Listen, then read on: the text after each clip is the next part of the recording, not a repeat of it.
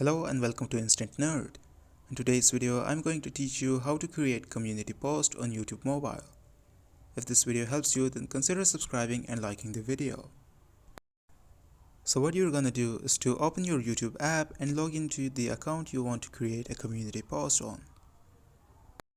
Now tap on the channel icon in the bottom right corner and then tap on the community column.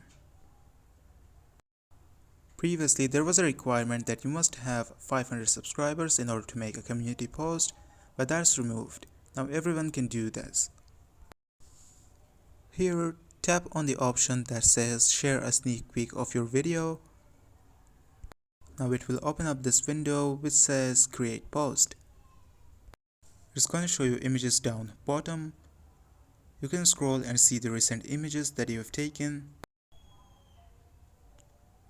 If you tap on the text box, you can type whatever you want, and also tap on the poll icon.